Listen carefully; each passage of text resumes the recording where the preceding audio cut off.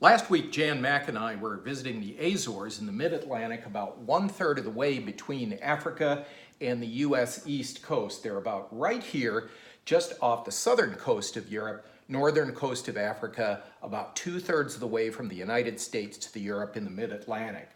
They're quite a unique environment because the Azores rise up on a volcanic mount from the bottom of the mid-Atlantic Rift. They're a series of 9 islands that were formed by these submarine volcanoes over thousands of years of eruption.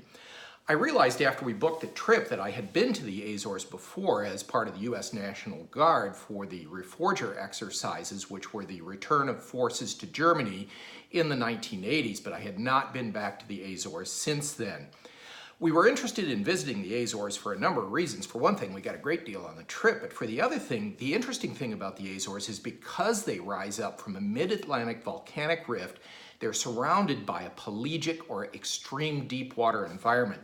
The water surrounding the Azores in many cases is 2 or 2.5 miles deep.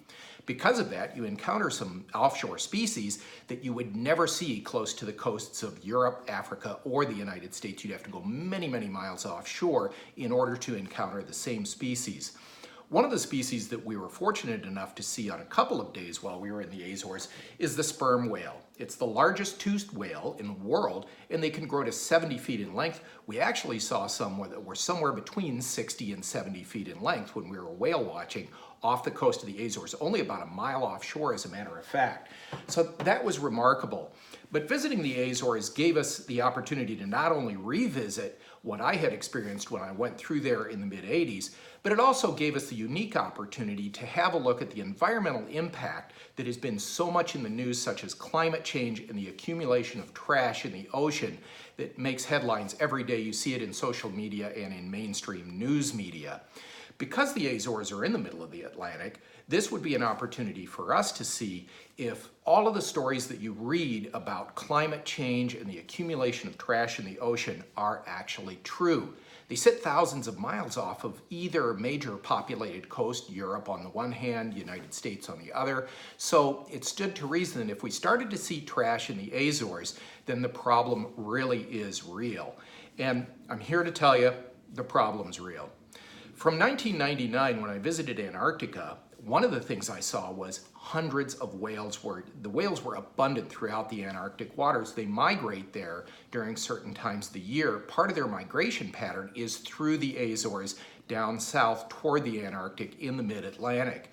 In the mid-Atlantic, in the Azores, we probably saw less than 15 or 20 sperm whales out there, whereas in 1999 in the Antarctic, I saw hundreds of whales. So there's no question that even over a few days, you could tell that whale populations were down.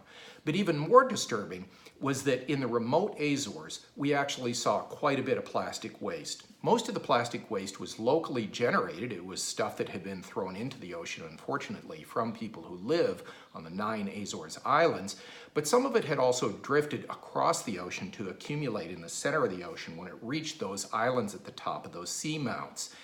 And it kind of inspired me to revisit my relationship with trash because, you know, I think the problems in the discussion of our changing environment, our changing global climate, is one of predominantly, I will suggest, personal responsibility. Now, if you think about the climate change discussion, there are broadly 2 camps. There's a group of people who believe that climate change is real and that we're in serious trouble, that we're going to see changes in our environment that will affect our daily lives over the next decade very quickly. And then there's the other camp that believes that climate change is really baloney, that it's just a myth, that it was created by Al Gore, that the science is not correct, and that the Earth is always undergoing climatic changes. Well, the truth of the matter is the Earth always does undergo climatic changes. That's a fact, and we've seen that over the history of the Earth, regardless of what history you believe in, whether you're a religious believer, and you believe in a biblical depiction of the history of the earth, you may recall fables like Noah's Ark, where the earth was completely flooded for a period of time, and Noah sailed the seas that surrounded the entire earth with a population of animals to preserve them for when the water went back down. So that's kind of a popular lore that we find in the Bible that many people ascribe to. They believe that that is real.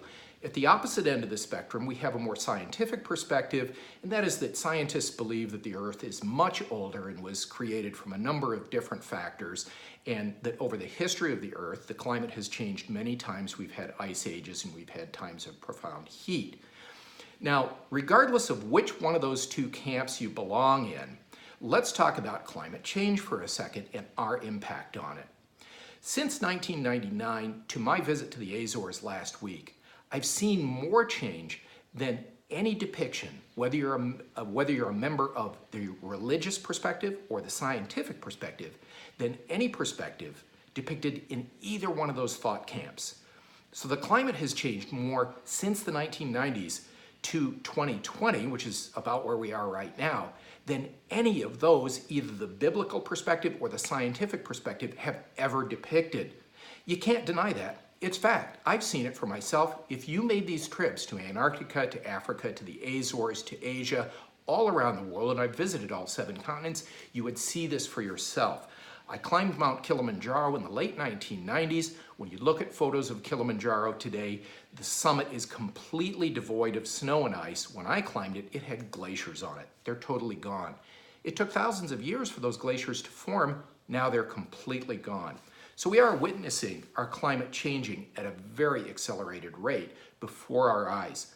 So whether you believe in religion or science, then you can't deny that what we're seeing in terms of change on the Earth is faster than we've ever seen it before. But let's set that aside for a second, and let's presume that you do sit over here in sort of this right side camp, we'll call it, which is a more biblical or religious perspective, and you don't believe in climate change. Let's say, for a matter of fact, that there's a 50% chance that climate change science is completely wrong. Well, if you believe that, it also means there's a 50% chance that it's right. And when you think about the impact of climate change over the next few decades, are you willing to roll the dice on life on Earth, a 1 in 2 chance that it's going to be profoundly affected or wiped out by climate change?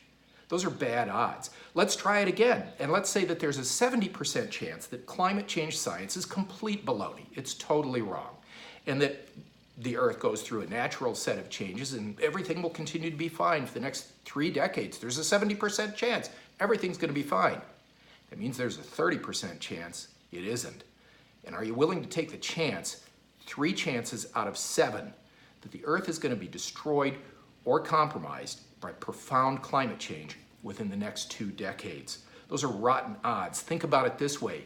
If you had a revolver, a pistol, that had 10 chambers, and you had 3 bullets in the chamber, would you be willing to hold it to your head, your family's head, and your friend's head and pull the trigger to see if you got one of the 3 bullets? No person would be willing to do that. So when we visited the Azores, we saw this accumulation of plastic around the coasts. We saw plastic trash, and I began to think to myself, how am I contributing to this? And this is how. Now, first of all, there's no point in pointing out the problem unless we propose a solution. Here's part of my solution. Every day when I go out and ride or run, I'm around the neighborhood here in Dearborn and I see trash. So I should pick it up. So here's what I've done. I've started picking up trash when I'm out running or walking, cooling down or warming up or getting ready to go or out cleaning up the yard or walking through the parks around here in Dearborn. I started picking up trash. This is what I came up with in one trip. Here's some plastic netting. If this makes its way to the water, it's very bad. Lots of plastic bags, plastic bottles, plastic. Found a plastic oil can sitting out there. Somebody put some oil in their car and just threw the can in the park. So that's bad news. So I found that. I picked it up, I brought it home, throw it into the recycling can. Good for me. You can do that too. That makes a tangible impact on the environment. Let's say you do that 5 days out of 7 and everybody starts to do that. That's going to start to clean up our neighborhoods and it'll divert the flow of this non-recyclable or recyclable plastic from making it into the waterways and make it into the recycling bin and hopefully be recycled into a product that can be used again.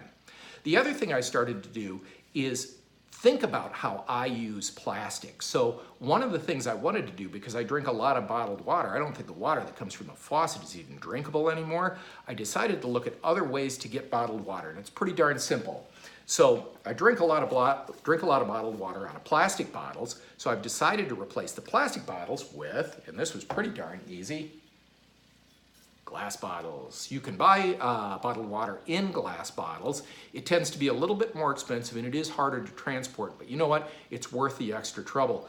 The glass, when it gets broken in either recycling or if it's just thrown out as normal waste, which you really shouldn't do, but some of it winds up there, it just gets eventually ground up into small fragments that don't last nearly as long as the plastic waste that we saw floating in the ocean in the middle of the Atlantic. So out with the plastic and in with the glass. And then I started to think even more profoundly about my impact. I picked up trash out on the street. I decided to make changes between glass and plastic on the drinking water that I use. And then I thought, I wonder how much trash I generate just in the course of a day. So I decided to take all the trash I generated in a weekday and set it aside and look at how much of it was. I'm just one guy. I probably don't generate that much trash, right? Wrong. Check this out. This is 1 day's worth of trash for Tom Demerly. There's cat food cans for the cats. These can be recycled. Aluminum cans, drinking some Coke. This is from muffins. I got a big book in the mail from Amazon, so there's a lot of packaging here, paper packaging. This can be recycled. And then bubble wrap, you don't want this to make its way to the ocean. A couple catalogs showed up in the mail. All of this is trash and waste generated in just 1 day. So magnify this over 7 days. And one of the things I learned in looking at my own generation of trash and the trash that I collect from out in the streets is that just by recycling, just by paying better attention to what I'm doing with my own trash, I can make a tangible impact in what actually makes it to the ocean. That's going to affect pollution in the oceans, and it may eventually affect climate change. Speaking of climate change, probably one of the things that we can impact the most in the climate around us through our own personal behavior is consumption. How much stuff we own, buy, how much stuff we use. Reducing consumption of fossil fuels, reducing consumption of things like plastic, material goods, things that can't be recycled, things that have to be thrown out. This will also help to reduce the acceleration of climate change. So visiting the Azores had a profound effect on my perspective of that. We were able to see some beautiful wild animals still living in the sea. Those animals are worth preserving, and it provided a way for me to see what my impact on the ocean is. And I hope you look at some of these things like picking up trash on the street, paying attention to your recycling. I think a lot of you guys already do a better job than I do, but this trip to the Azores really drove this home for me. So it was a great opportunity to learn a lesson about my personal impact on the environment and how that affects the bigger picture.